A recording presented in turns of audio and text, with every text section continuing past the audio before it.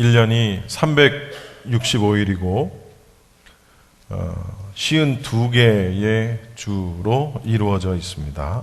오늘이 몇 번째 주일까요? 52번째 2013년의 마지막 주일을 우리가 하나님 앞에 예배로 올려드리고 있습니다. 어떤 분들은 여기 계신 분들 중에 어떤 분들은 이렇게 마지막 주일을 80번 넘게 그렇게 드리신 분도 계시고, 마지막 주일 예배를 어떤 분들은 60몇 번, 어떤 분들은 50몇 번, 또 어떤 분들은 40몇 번. 여기 30대는 없는 것 같으니까 최소한 40몇 번에서 80번 넘게 해마다 마지막 주일 예배를 드렸습니다. 그리고 마지막 주일 예배를 드릴 때마다 한결같이 늘 비슷비슷한 그런 메시지, 그런 설교를 들으면서 별 감동도 없고 별 감흥도 없고 그냥 올해도 또 가는구나. 이제 다음 주면은 뉴 이어예요. 다음 주일 예배는 똑같이 일주일 뒤에 예배가 오지만 다음 주는 해가 바뀐 2014년도의 첫 주일 예배를 다음 주에 드리게 됩니다. 별반 다르지 않아요. 일주일에 한 번씩 드리는 예배 똑같고 별반 다르지 않아요. 그런데요, 여러분 가만히 생각을 해보면 마지막 예배다. 2013년의 마지막 예배다. 이 마지막이라는 말이 굉장히 우리의 인생에 있어서는 아주 중요하죠. 그렇죠? 굳이 이렇게 교회를 다니는 사람이 아니라 할지라도 세상 사람들의 그런 일반적인 관점에서 볼지라도 어떤 것이든 이 마지막이라는 것은 굉장히 큰 의미를 가지고 있습니다. 마지막이라는 것은 다시는 없다라는 것을 전제로 합니다. 그 이후로는 다시는 존재하지 않는 것, 그 이후로 다시는 오지 않는 것, 그 이후로 다시는 가질 수 없는 것, 만질 수 없는 것, 누릴 수 없는 것, 아무것도 할 수 없는 것, 그것이 바로 마지막입니다. 2013년도의 마지막 이 주일, 52번째 주일 예배는 오늘이 지나고 나면 인류 역사가 어떻게 변하든 다시는 2013년의 52번째 마지막 주일 예배는 돌아오지 않습니다. 하나님도 그렇게 하시지 않으세요. 2013년도 52번째 주일이 다시 돌아오게끔 하실 수는 있으시겠으나 그러나 하나님도 절대로 그렇게 하시지 않는다라는 사실이죠. 마지막이라는 것은 그래서 이처럼 굉장히 중요한 것입니다. 그런데 워낙 마지막이라는 것을 많이 접하다 보니까 그 마지막에 담고 있는 진정한 의미를 우리가 미처 깨닫지 못할 때가 있다. 어쩌면, 정말 죄송한 말씀이지만 어쩌면 여기 앉아있는 저를 포함한 여러분들 가운데 오늘 이 예배가 2013년도의 마지막 예배가 아니라 내 생의 마지막 예배가 될 수 있다는 사실을 우리가 명심해야 됩니다. 내 생의 마지막 예배. 우리는 그렇지 않을 것이라고 믿고 예배하지만 그러나 결국은 저도 그렇고 여기 앉아 계신 여러분도 그렇고 순서 없이 누가 먼저 할 것 이런 정해진 순서 없이 언젠가는 하나님 앞에 마지막 예배를 드릴 날이 온다라는 거죠. 그것이 오늘일 수도 있고 다음 주일일 수도 있는 거고 1년 뒤 혹은 10년 뒤 혹은 20년 뒤에일 수도 있지만 그러나 시기만 다를 뿐이지 언젠가는 분명히 온다라는 거죠. 마지막. 그래서 어떻게 보면 세상을 먼저 떠난 사람들이 그토록 기다렸던 내일, 그 내일이 바로 오늘이었다. 이런 말이 있는 것처럼 그 마지막의 소중함을 우리는 깨달아야 되겠다라는 사실이죠. 최근에 한국의 취업 포털 사이트 잡코리아라는 그런 사이트가 있습니다. 거기 들어가면 온갖 취업과 관련된 정보들이 실려 있는데 이 잡코리아가 한국에 있는 남녀를 대상으로 해서 이런 설문조사를 했습니다. 오늘이 오늘이 내 삶의 마지막이라면 죽기 전에 무엇을 가장 후회할까? 라는 질문을 해봤어요. 그랬더니 1위부터 5위까지를 쭉 뽑았는데 첫 번째, 50%가 넘는 사람들이 이런 대답을 했습니다. 53%의 사람들이 내가 하고 싶은 걸 하며 살 걸. 내가 진정 원하는 것을 하면서 살 걸. 이걸 가장 많이 후회할 것이다 라고 답을 했습니다. 그리고 두 번째로 38.8%의 사람들이 뭘 얘기하는가 하면 사랑하는 사람들과 더 많은 시간을 보낼 걸. 거긴 뭐 가족이 있을 수도 있고 친구, 뭐 사랑하는 애인, 동료, 뭐 여러 가지 많이 가질 수 있겠죠. 그게 두 번째였어요. 그리고 세 번째 31.6%는 좀 더 도전하면서 좀 살아볼 걸. 도전하며 살아볼 걸. 그리고 26.9%가 내 감정에 좀 충실하며 살아볼 걸.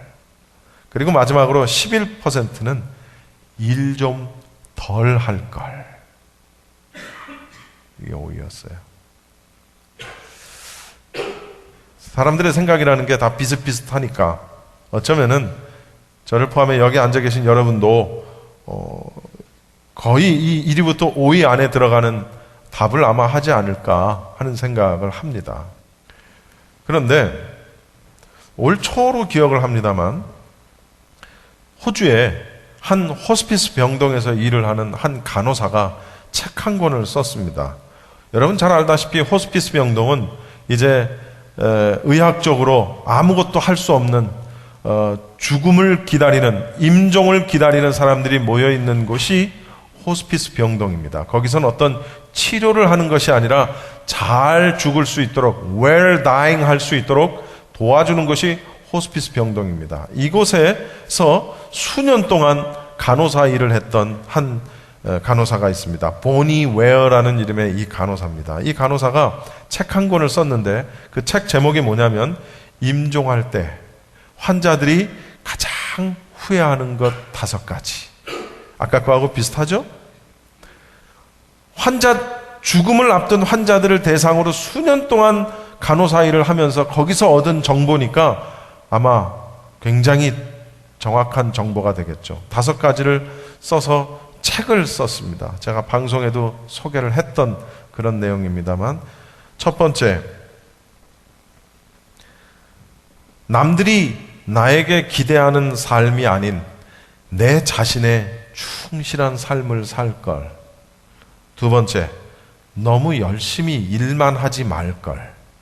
세 번째, 내 자신의 감정을 좀 더 자유롭게 표현할 걸. 네 번째, 친구들과 계속해서 연락하면서 살 걸. 다섯 번째, 내 자신을 좀 더 기쁘고 행복하게 살게 해줄 걸. 여러분, 아까 그 잡코리아에서 조사한 설문과 굉장히 겹치는 부분이 많죠? 사람 생각이라는 게 다 비슷비슷한 거예요. 뭐예요? 내 자신의 삶에 좀 더 충실할 걸. 내 자신의 충실한 삶을 살 걸. 아까 뭐라 그랬어요? 내가 하고 싶은 일을 하며 살 걸. 같은 얘기겠죠, 맥락이. 조금 덜 일할 걸. 여기서는 너무 열심히 일하지 말 걸. 한국 사람들은요, 죽어라고 일하다 죽어. 희한하죠? 왜 일을 죽어라고 하다가 죽는지 모르겠어요. 근데 하나같이 호스피스 병동에 죽어가는 환자들을 상대로 조사했더니 상당수의 사람들이 두 번째로 가장 많은 게 너무 열심히 일하지 말걸. 세 번째, 내 자신의 감정을 좀 더 자유롭게 표현할 걸. 너무 내가 참기만 했다는 거죠. 내 감정에 충실하지 않았다라는 거죠. 친구들과 계속해서 연락하며 살 걸. 내 자신을 좀 더 기쁘고 행복하게 살게 해줄 걸. 이런 것들을 보면서 사람의 삶이라는 것이 시대를 초월하고 인종을 초월해서 다 비슷비슷하구나 하는 그런 생각을 했습니다. 이 세상에서 가장 행복한 사람은 어쩌면 자기가 좋아하는 일을 하면서 사는 사람, 그 사람이 어떻게 보면 가장 행복한 사람이 아니겠습니까? 죽으라고 일만 하는 것이 아니라 내게 주어진 삶을 즐길 줄도 아는 지혜, 이게 우리한테 필요하다는 거죠. 친구들과도 연락을 하고 내 자신을 좀 더 나를 사랑하고 기쁘게 행복하게 사는 것, 이게 굉장히 중요한 삶의 지혜라는 거죠. 곧 죽을 사람들이 한 얘기니까 얼마나 진실한 얘기겠습니까? 얼마나 진지한 삶의 교훈을 우리에게 주는 얘기인지 몰라요. 여러분, 이게 저도 그렇고 여러분도 그렇고 우리 삶의 또 하나의 어떤 길라잡이가 됐으면 좋겠어요. 우리가 성경 말씀대로 사는 거 첫 번째, 두 번째, 이런 사람들의 충고도 들을 줄 아는, 귀를 여는 그런 지혜가 우리에게 있어야 되겠다란 말이죠. 그런데 만약에 지옥에서 소리가 난다면 어떤 소리가 가장 또 많이 날까? 물론 비명소리, 고함소리 이런 소리가 나겠지만 만약에 말소리가 난다면 어떤 말소리가 많이 날까? 어떤 분이 그러더라고요. 지옥에 가면 껄껄껄껄껄껄 그런다는 거예요. 전부 다 껄껄껄껄. 웃음소리가 아니고, 내가 옆집 순이 엄마가 나한테 복음을 전했을 때 내가 그 복음을 받아들일 걸, 내가 예수님을 잘 믿을 걸, 이렇게 다 후회한다는 거예요. 내가 회개할 걸, 내가 주일 성수를 잘할 걸, 내가 술, 담배 하지 않고 헌신하면서 열심히 봉사하면서 믿음 생활 잘할 걸, 하나님의 말씀대로 살 걸, 할 걸, 후회. 지옥에 가면 그렇게 사람들이 껄껄껄껄껄껄 하면서 후회의 고통의 비명소리를 지른다. 누가 우스갯소리 비슷하게 이런 얘기를 한 것을 제가 기억을 합니다. 그러나 다만 이것은 정말 우스갯소리가 아니라 우리가 임종을 눈앞에 두고 지나간 세월을 후회하면서 이렇게 할 걸, 저렇게 할 걸 후회하듯이 지옥에 이미 가 있는 사람들도 이럴 걸, 저럴 걸, 내가 잘 예수 신앙생활 잘할 걸, 예수님 잘 믿을 걸 껄껄껄껄 그리면서 후회한다는 거죠. 그런 측면에서 볼 때 우리는 굉장히 행복한 사람이라는 거예요. 우리는 굉장히 행운아라는 사실입니다. 왜요? 아직 우리에게 시간이 남아있기 때문에. 우리가 언제 하나님 앞에 갈지는 모르지만 그러나 어찌됐든 우리에게는 아직은 시간이 있기 때문에 우리는 굉장히 행운하다라는 사실입니다. 오늘 저는 누가복음 본문을 준비를 하면서, 그러니까 오늘 설교로 무엇을 할까 고민을 하다가 누가복음 13장 1절부터 9절까지의 이 말씀을 제가 선택을 했습니다. 왜냐하면 마지막이라는 것은 틀림없이 우리의 모두에게 어느 순간에 주어질 피할 수 없는 그런 시간입니다. 마지막이라는 것은. 그렇죠? 세상의 종말이 오든 내 개인의 종말이 오든 어쨌든 마지막에 우리에게 주어질 그 마지막이라는 순간, 그리고 그 마지막 순간에는 우리에게 하나님의 심판이라는 것이 또한 있게 된다는 사실입니다. 그래서 심판이 있기 전, 마지막이 있기 전 우리가 해야 할 일이 뭐가 있을까? 껄껄껄껄 하지 않고 우리가 잘 넘길 수 있는 게 뭐가 있을까? 그래, 한 가지밖에 없다. 뭐냐? 회개하는 일이다. 그래서 오늘 예수님께서 직접 비유를 들어 설명하시면서까지 회개를 촉구했던 그 본문을 제가 선택을 해봤습니다. 이 말씀은 제가 저에게도 하는 설교입니다. 우리 모두가 함께 들어야 할 설교, 우리 모두가 주님의 말씀으로 들어야 할 설교인 것으로 저는 믿습니다. 아멘. 예수님께서는 바른 회개를 촉구하시기 위해서 그 당시에 실제로 있었던 사실을 예로 들면서 말씀을 하십니다. 여러분, 이제 여러분 성경을 앞에다 탁 놓고 말씀을 들으실 수 있으니까 참 다행입니다. 여러분 성경을 펴보십시오. 우리 1절부터 9절까지 읽었지만 다시 한번 한 절 한 절씩 보면서 말씀을 좀 정리를 해 보도록 하겠습니다. 누가복음 13장 1절 말씀을 여러분 함께 읽어봅시다. 다 같이 시작.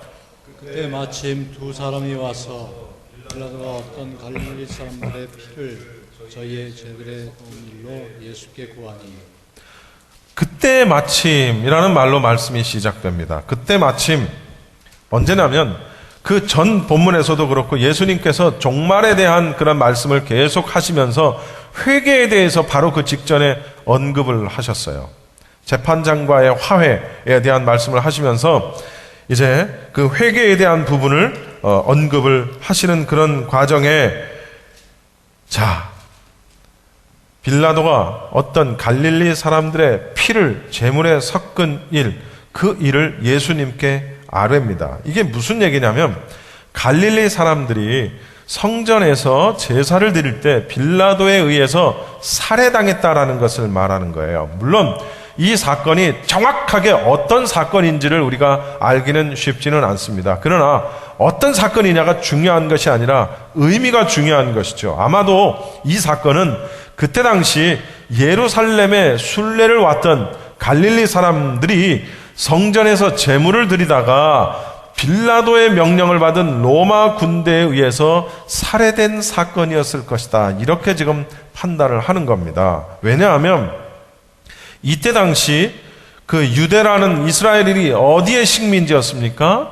이 로마의 식민지, 로마의 통치하에 있었던 때였기 때문에 그 로마의 통치를 반대하는 이른바 민족주의적인 성향이 굉장히 강했던 그런 열심당원들이 있었어요.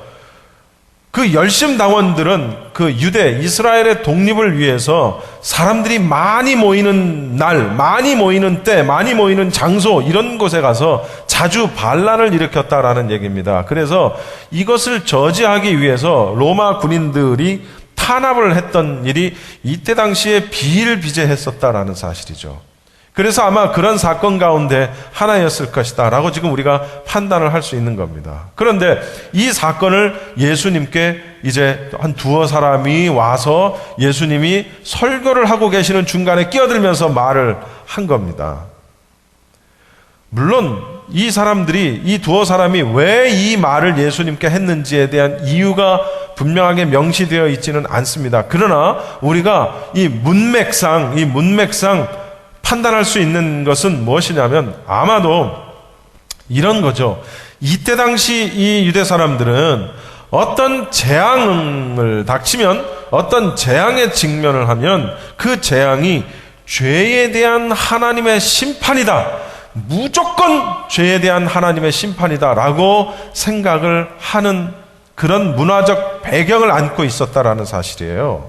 그러니까 무슨 얘기냐면 이 갈릴리 사람들이 빌라도의 명에 의해서 로마 군에 그 살해당했고 그 피로 제사를 드리게 된 그런 일련의 이런 상황들을 맞이하자 이 말을 한 사람들, 그 유대 사람들이 어떻게 생각을 했냐면 아하, 이 사람들은 자신들의 악함으로 인해서 하나님께 하나님의 진노하심을 얻어서 심판을 받은 것 아니냐라고 생각을 했었고 그에 대한 확신을, 그게 정말인 것에 대한 확신을 알고 싶어 했기 때문에 예수님께 이 질문을 했다라는 사실입니다.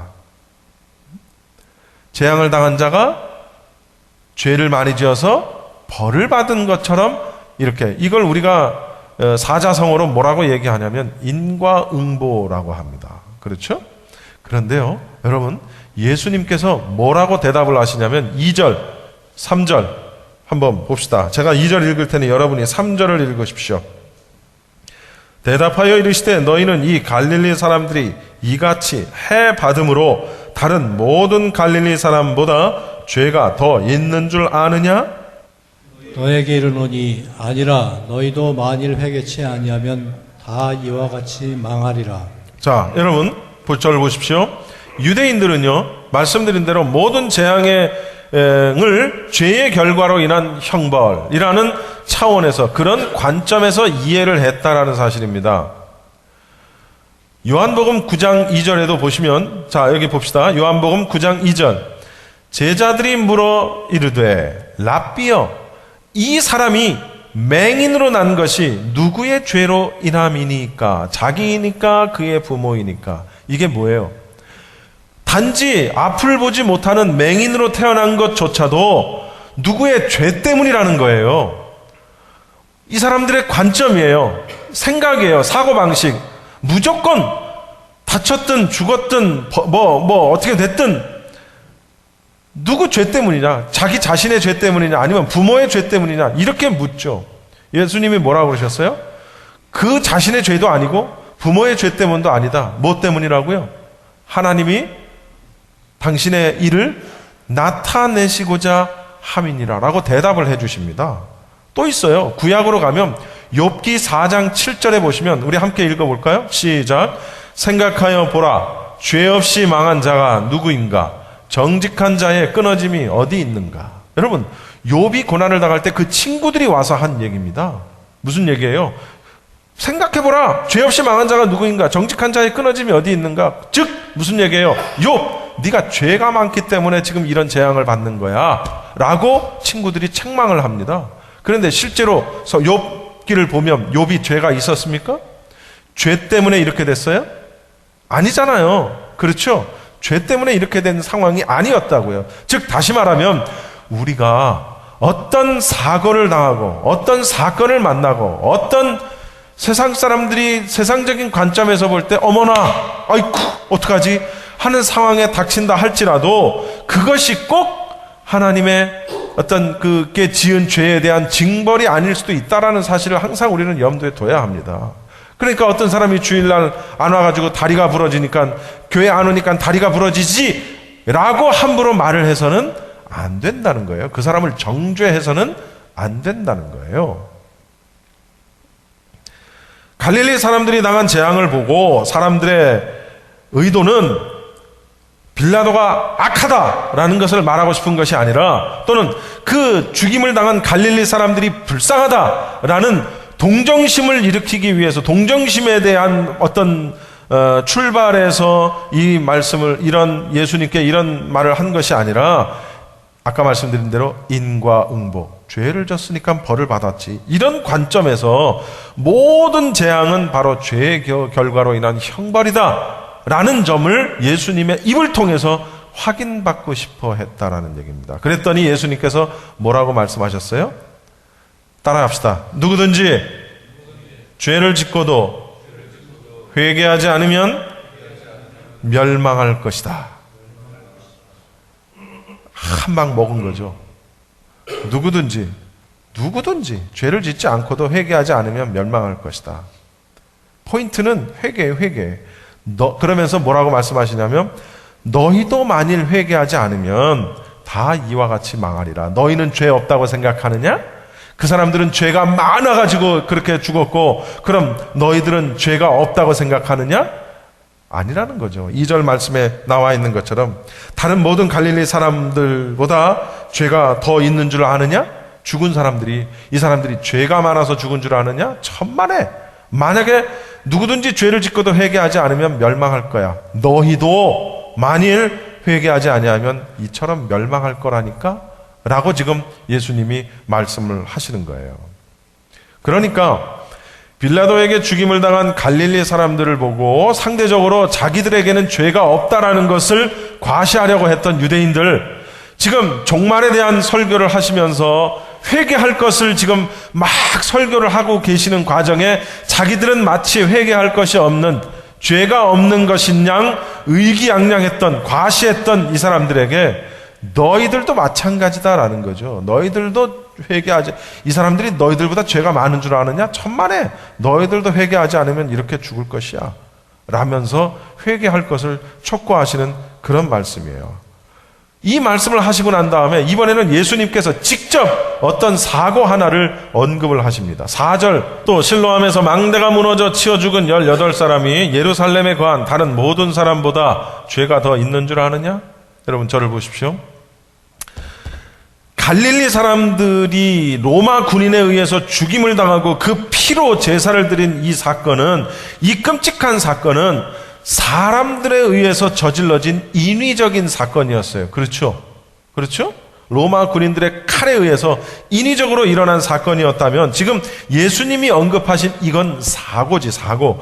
실로암 망대가 무너져서 18사람이 거기 밑에 깔려 치여 죽은 것은 어떻게 보면은 이것은 사건이라기보다는 사고야. 우연적인 사고. 우연히 발생한 사고. 실로암 망대라는 게 뭐냐면은요, 그때 당시 예루살렘 성 밖에 세워진 망대인데, 총독, 그때 당시 빌라도가 총독이었는데, 이 총독이었던 빌라도가 성전 자금을 빼앗아서 유용을 해서 만들었던 어떤 수로의 일부가 바로 이 망대였습니다. 그런데 이 망대를 세우다가 이 망대가 무너져서 밑에 있던 18사람이 망대에 치여서 그만 죽었다라는 사실이에요. 그런데 마찬가지로 유대인들은 이것도 이 18명이 죽었는데, 이 18명이 역시 죄가 많아서 죽었다는 거예요. 죄가 많아서. 예수님이 직접 이 사건, 이런 상황을 말씀하시면서 지금 지적을 하시는 거예요. 왜냐하면 이게요, 원어적인 측면, 여기서 말하는 죄, 갈릴리 사람들이 죄가 많아서 그러느냐라고 말할 때 죄와, 여기서 사고로 죽은 18사람이 죄가 많아 죽어서 그러는 줄 아느냐라고 말씀하신 그 죄가 달라요. 이게 바로 언어의 굉장히 중요성이죠. 이게 우리말로는 죄, 이것도 죄, 저것도 죄. 특별히 그 죄가 무슨 죄인지를 설명하기 전에는 그 죄가 무슨 죄인지, 같은 죄인지 다른 죄인지 몰라요. 그런데 원어는 달라. 이게 아주 굉장히 중요한 거예요. 지금 망대로 죽은 사람들을 언급하면서 말한 그 죄는 어떤 의미를 가지고 있는 죄냐면, 빚진 것, 빚지다, 빚진 것에 대한 죄를 말하고 있다는 거죠. 즉 이게 무슨 의미냐면, 빌라도가 성전에서 빼앗은 돈으로 일을 한 사람들에게 임금을 지급했단 말이에요. 빼앗은 돈으로 임금을 받은 일꾼들이 성전의 돈을 다시 갚아야 하는 상황이라는 겁니다. 빚진 죄. 다시 갚아야 해요. 그러니까 한마디로 얘기해서 이 죽은 18명은 빚으로 인해서 하늘의 벌을 받았다. 이렇게 지금 이해를 하고 있는 겁니다. 그런데 예수님께서는 이 사건도 단호히 말씀하시는 거죠. 여러분 5절 함께 봅시다. 5절 다 같이 시작. 너희에게 이르노니 아니라 너희도 만일 회개하지 아니하면 다 이와 같이 뭐하리라? 망하리라. 앞서 갈릴리 사람들 죽은 그 얘기하고 똑같은 얘기죠. 사건, 인위적인 사람의 칼에 의해서 죽은 일이나 망대에 치여서 사고로 죽은 일이나 다 그 사람들이 죄가 너희들보다 많아서 죽은 게 아니라는 사실을 지금 강조하시는 거예요. 회개하지 아니하면 너희도 이처럼 망할 것이다 라는 것을 말하는 거죠. 그런데 이 본문은 바로 미래 시제에 대한 조건문을 말하고 있습니다. 회개하지 않으면 망하게 될 것이다. 회개하지 않으면 망하게 될 것이다 라는 지적을 하고 계시는 거예요. 이 말씀을 하시고 난 다음에 예수님께서 무화과 나무의 비유를 이제 시작을 하시는 겁니다. 6절, 여러분 성경 6절 말씀 봅시다. 6절 말씀 한번 읽어보세요. 시작. 이유로 말씀하시되 한 사람이 포도원에 무화과나무를 심은 것이 있더니 와서 그 열매를 구하였으나 얻지 못한지라. 무화과 나무의 비유를, 저를 보세요. 무화과 나무의 비유를 시작하시는 겁니다. 무화과 나무라는 것은 이 지역에 굉장히 아주 어떤 삶에 있어서 굉장히 중요한 나무가 무화과 나무입니다. 무화과 나무는 매년 4월에 잎이 나기 시작을 해서 5월, 6월에는 겨울 무화과를, 그리고 8월, 9월에는 여름 무화과를 내면서 이게 이제 영양이 어느 정도냐에 따라서 최고로는 9m까지 자라는 그런 나무가 바로 이 무화과 나무라는 거죠. 무화과 나무는, 물론 무화과 나무만 그렇겠습니까? 어떤 나무든지 다 똑같죠. 어떤 나무든지 나무는 그 수확할 때가 있어요. 수확의 때가 있다라는 얘기죠. 그 수확을 해야 할 그 때에 열매를 맺어야 되는 게 그게 자연의 순리입니다. 그렇죠? 자연의 법칙이에요. 그렇지만 이 무화과 나무 주인이 열매를 따야 할 그 시기에 열매를 찾아내지를 못했어요. 자, 여기서 무화과 나무의 열매는 문맥상 회개를 말하는 것입니다. 회개. 그리고 포도원 주인은 문맥상 하나님을 지칭하는 것이라는 것을 우리가 염두에 두고 여러분이 설교를 들으셔야 합니다. 하나님은 이스라엘 백성, 이스라엘 민족을 선택을 해서 당신의 백성을 삼으셨어요. 그리고 끊임없이 여러 가지 은혜를 베푸셨어요. 우리 이미 쭉 구약 성경 살펴보는 것처럼 그 은혜를 베푸시면서 의의 열매 맺기를 기대하셨어요. 그런데 이스라엘 민족은 그럼에도 불구하고 때가 이르도록 열매를 맺지를 못합니다. AD 70년에 그래서 이 이스라엘이 멸망을 하게 되죠. 그래서 7절에 뭐라고 말씀하냐면 7절 말씀 한번 봅시다. 여러분 7절 말씀, 열매를 맺지 못하는 이 무화과 나무를 보면서 뭐라고 말씀하시냐면 7절 다 같이 시작. 지게에게 이르되 내가 3년을 와서 이 무화과 나무 실과를 구하되 얻지 못하니 찍어버리라. 어찌 밭만 버리느냐. 포도원지기, 과원지기, 포도원지기입니다. 포도원지기에게 말합니다. 내가 3년을 와서 이 무화과 나무에서 열매를 구하되 얻지 못하니 찍어버리라.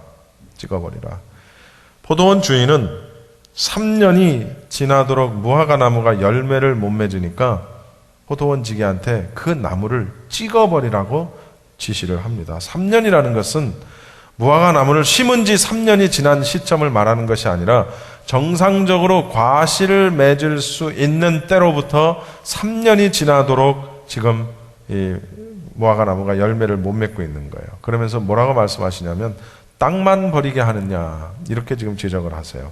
이게 무슨 얘기냐면 무화과 나무 자체도 열매를 맺지 못하는 데다가 이 무화과 나무를 여기다 심지 않았다면 다른 나무를 심어서 더 유용하게 쓸 수 있는 땅이었는데 열매도 맺지 못하는 무화과 나무를 심어놓고 3년이 지나도록 열매를 못 맺게 하는 걸 보니 더 유용하게 쓸 수 있는 땅을 이 무화과 나무가 차지해 버렸고, 또 심지어는 다른 식물에게 있어서 필요한 습기, 무기물 이런 것까지 이 무화과 나무가 다 흡수해 버리면서도 열매를 맺지 못했다. 다시 말하면 다른 나무에 큰 해악을 끼쳤다라고 지금 말을 하는 거예요. 지금 그래서 뭐 하라고요? 어떻게 하라고? 찍어버리라. 무화과 나무가 열매를 맺지 못하니까, 목적 달성을 하지 못하니까 포도원 지기에게 시켜서 찍어버릴 것을 명하시는 겁니다. 무화과 나무를 심은 목적은 열매를 얻기 위함입니다. 하나님께서는 우리에게 구원을 허락하시고 우리에게 의의 열매를 맺도록 요구하십니다. 할렐루야. 의의 열매를 맺도록 요구하십니다. 그러나 우리가 의의 열매를 어떤 사람은 맺기도 하지만 어떤 사람은 열매를 맺지 못하는 삶을 살죠. 회개하지 않는 것은 열매를 맺지 못하는 무화과 나무가 땅만 버리듯이 또 자기만 잘못되는 것이 아니라 다른 사람에게도 좋지 않은 영향을 미치게 된다라는 사실이에요. 누가? 회개하지 않는 사람이. 찍어버리라는 그런 포도원 주인의 명령에 대해서 포도원 지기가 그 포도원 주인에게 말합니다. 8절 9절 말씀 보시죠. 제가 8절을 읽겠습니다. 여러분이 9절을 읽으십시오. 대답하여 이르되 주인이여 금년에도 그대로 두소서. 내가 두루 파고 거름을 줄이니 이후에 만일 실과가 열면 이오니와 그렇지 않으면 찍어버리소서 하였다 하시니라. 찍어버리라는 주인의 명령을 받은 포도원지기가 말합니다. 주인이시여 금년에도 그대로 두소서. 내가 두루 하고 거름도 주고 잘 다시 한번 보살펴 보겠다는 거예요. 한 해만 더 기회를 달라는 거예요. 만일 열매를 맺으면 좋은데 만약에 그렇지 않으면 그때 가서 찍어버리겠다라는 사실입니다. 한 번 더 기회를 달라고 간청을 하는 겁니다. 포도원지기의 간청. 한 번 더 죄인들을 위한 예수 그리스도의 중보의 기도를 예표하는 그런 비유입니다. 그래서 요한복음 17장 9절 말씀을 보시면 내가 그들을 위하여 비옵나니 내가 비옵는 것은 세상을 위함이 아니요 내게 주신 자들을 위함이니이다. 그들은 아버지의 것이로소이다. 중보하는 거예요. 이사야서 53장 12절에 보면 그가 많은 사람의 죄를 담당하며 범죄자를 위하여 기도하였느니라. 예수님에 대한. 그러니까 여기서 말하는 포도원지기는 바로 예수님이라는 거예요. 예수님이 하나님이 열매 없는 우리를 찍어버릴 것을 명령하시지만 포도원지기 되시는 예수님이 주인이여 아버지 한 번만 더 기회를 주십시오. 내가 잘 보살피겠나이다. 그래서 열매를 맺으면 참 좋은데 그래도 열매를 맺지 못하면 그때 가서 찍어버리겠나이다 라고 말하는 겁니다. 그런데요, 여기서 또 하나 중요한 사실이 있습니다. 그것은 그런 한 번만 더라는 그 간청, 그 시간이 우리에게 무한정 주어진 시간이 아니라는 겁니다. 얼마 동안? 1년, 금년, 한 번, 한 해, 금년.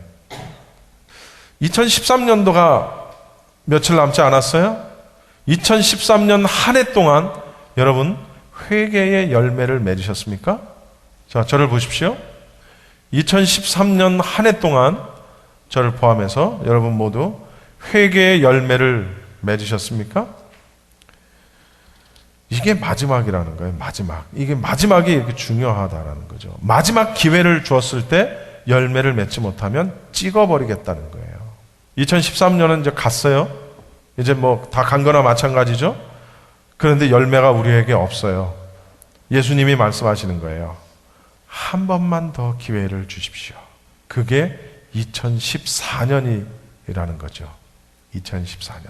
2014년이 지나면 2015년이 있고 2015년이 지나면 2016년이 있고 여러분 누가 장담합니까? Who knows? Nobody knows. 아무도 몰라요. 2014년 지나고 2015년이 우리에게 주어질지 그 시간이 우리에게 또 주어질지 Nobody knows. 아무도 모른다는 거예요. 포도원지기는 말하는 겁니다. 주인이여 한 번만 더 기회를 주십시오. 금년에 내가 거름도 주고 내가 정말 잘 돌보겠나이다. 한 번만 더 기회를 주십시오. 은혜의 기간에 살고 있는 우리들, 여러분 우리들도 그 심판의 종말에 이르기 전 또는 내 개인의 종말에 이르기 전에 회개의 열매를 맺어야 합니다. 따라합시다. 회개의 열매를 맺자. 여러분 저는요 구원의 확신만을 늘 설교 시간에 강조했어요. 오늘 죽어도 천국 갈 수 있습니까? 아멘. 그러면 천국 갈 수 있습니다. 그게 아니더라고요. 세례 요한께서 예수님 다음으로 가장 위대하다라는 소리를 들은 세례 요한께서 광야에서 외치는 그 소리는 하나밖에 없었어요. 무슨 설교를 기가 막히게 했던 게 아니라고요. 뭐 설교했죠? 회개하라 천국이 가까웠느니라. 그거 한마디였다고요. 굉장한 설교가가 아니었다고요. 하나밖에 설교 안 했어요. 천국이 가까웠는데 뭐 하라고요? 회개하라. 무작정 우리에게 시간이 주어지지 않았다는 사실을 우리는 심각하게 명심해야 된다는 거죠. 그렇지 아니하면 찍어버리소서. 미래에 있게 될 심판을 이야기하는 겁니다. 이스라엘은 AD 70년에 예루살렘의 멸망을 가져옵니다. 여러분 복음을 받아들이지 않은 불신자도 그렇게 멸망할 것입니다. 교회는 다니지만 회개하지 않은 주의 백성들도 그렇게 멸망할 것입니다. 하나님의 진노의 날, 하나님의 의로우신 판단이 우리 앞에 나타나는 그 날에 임할 진노, 그 진노를 받지 않기 위해서 우리는 영적으로 깨어 있어야 한다는 사실입니다. 무감각해져 버린 우리의 영적인 상태를 다시 깨워야 한다는 사실이에요. 깨어 있으라, 깨어 있으라. 마지막 날 도적같이 호련히 도적같이 오시는 예수님을 만나면 그는 멸망한다라는 거죠. 깨어있는 자는 도적이 오는 거 들킬 수밖에 없어요. 잠자고 있으면은 도적이 오는 걸 몰라요. 그러나 깨어있는 자에게는 도적이 도적처럼 올 수가 없단 말이죠. 영적으로 무감각해져 버린 우리의 영적인 상태들을 우리가 살펴봐야 된다는 거죠. 예수님을 믿지 아니하는 자들에게는 회개함으로 복음을 받아들임으로 영적인 무감각해져서 마땅한 열매를 맺지 못하고 사는 우리에게는 열매 맺는 회개함으로 그 마지막 날에 임할 심판을 우리가 모면해야 된다는 사실입니다.